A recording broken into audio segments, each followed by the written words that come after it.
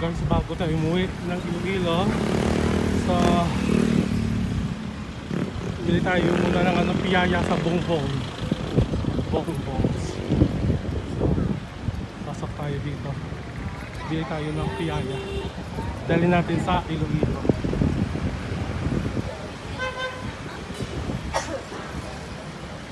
So ito guys yung piyaya, hot piyaya sa Bongbong. So ayan guys, bagong luto. Kita nyo naman guys, oh. Ganito para pag ano, no, paggawa ng ano, piyaya. So first time ko ito nakita guys, dito sa may Bacolod City. Ayan, mainit-init pa. Kita mo naman, oh, si kuya, oh.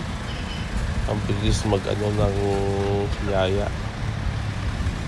Mag-arrange at magluto ulit. Siguro magpainit ang piyaya.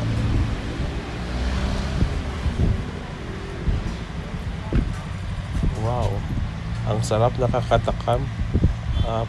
Masarap talaga to guys yung piyaya. So may dalawang flavor to, yung ano, yung ube flavor at saka yung classic, yung ano, muscovado. So yan. So pasok na tayo dito sa Bongbong's. So tignan natin kung ano mga paninda nila, kung ano mga pasalubong natin sa Iloilo. Yan, yun ang piyaya, yung ube. Yan, sobrang dami guys. Ito naman yung classic.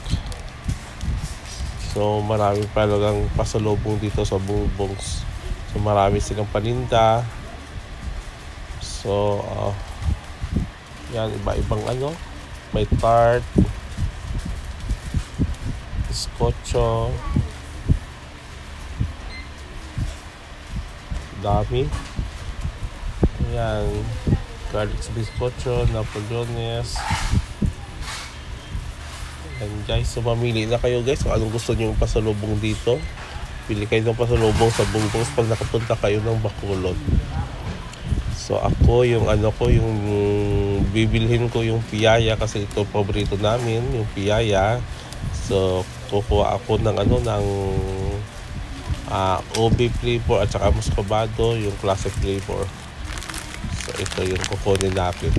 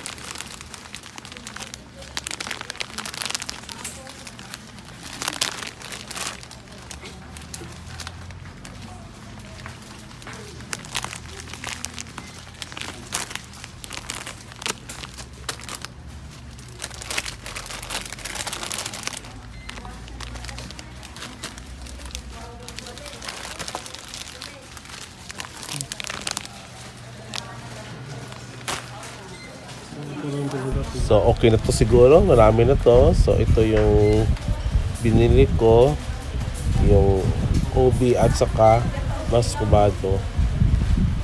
So ganda din na ano, no, buong pasalubong na ano, na bakery. Daming bumibili dito, lalo na sa mga pasalubong, no. So ganda. 40 years na pala itong ano, no, Bongbong's. So isipin nyo naman guys, so 40 years na. So ibig sabihin talaga ano talaga sila, no.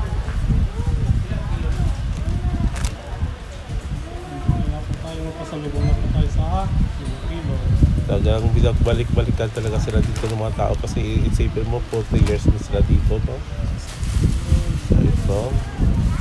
So ito nang pabayaran guys. So excited na ako na ano, dalhin ko sa Iloilo.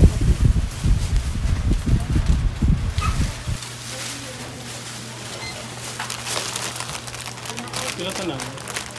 Apat ka pure. Apat ka pure. 276 sir.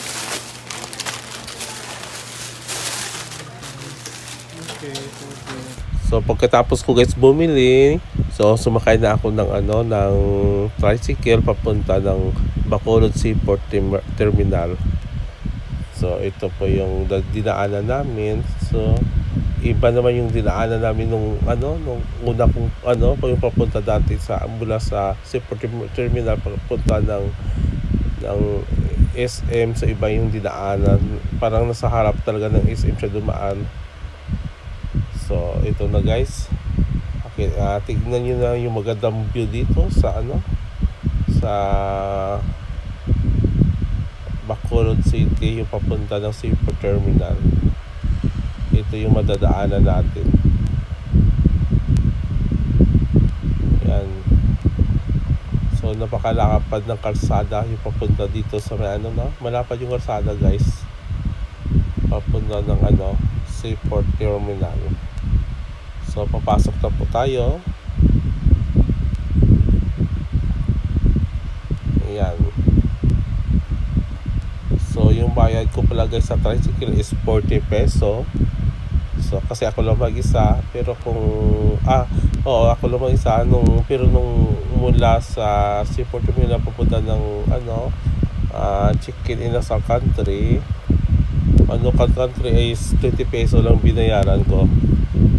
Kasi siguro ako parto, so kaya 40 peso yung binayaran ko.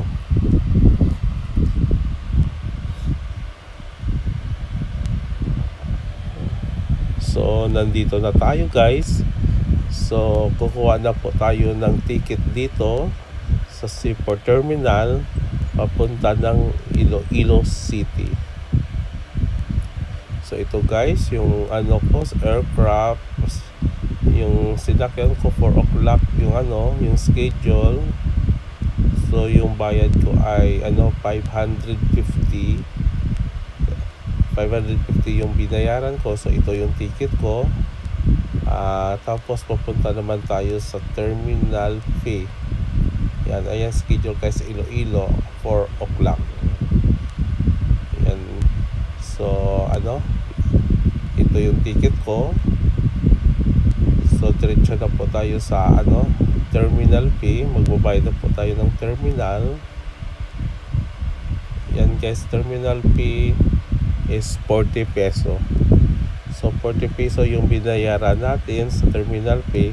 So lahat ay nasa 590 yung ticket natin papunta ng Iloilo City. So ito guys, papasok na tayo sa loob ng terminal, Seaport Terminal. Wow, ang ganda dito guys. Alam nyo, ayan, parang bagong-bago siya. Maganda yung yung terminal kasi yan, tignan nyo guys, maraming paninda. Kung gugutomin ka guys, pwede ka bumili ng pagkain dito, mga souvenir items. At saka maganda dito guys kasi air conditioner siya guys, naka-aircon siya. Tapos ang ganda ng mga upuan dito, napakalinis, ganda ng bubong. Tapos makikita nyo rin dito guys, tanaw na tanaw yung dagat, yung port terminal. Yan, napakaganda ng tanawin dito. So napaka-presko ng hangin. So habang naghihintay tayo ng ating flight, ng ating biyahe papunta ng Iloilo, matatanaw natin yung magandang tanawin dito sa loob. So maganda din dito kasi nandito yung mga Coast Guard. So napaganda dito guys, kasi parang safe na safe ka dito, safety talaga yun. Yun ang maganda naman dito kasi yung safety ng mga tao ay napanatili dito sa may Seaport Terminal ng Bacolod City. Pier ng Bacolod. Yan. So may announcement na sabi daw cancel yung biyahe ng alas 4. So i-refund na lang daw yung ticket. So i-refund namin yung ticket. Tapos pumila kami dito sa may Montenegro. So yung biyahe is 5:30 going to Iloilo City. meron palang ganito guys, no, pwede pala i-cancel ang biyahe. Thank you guys for watching my vlog. Please don't forget to subscribe my channel, Ward Giselle Edward. Sana guys na-enjoy kayo sa biyahe ko dito sa may Bacolod City. So see you my next vlog. Bye!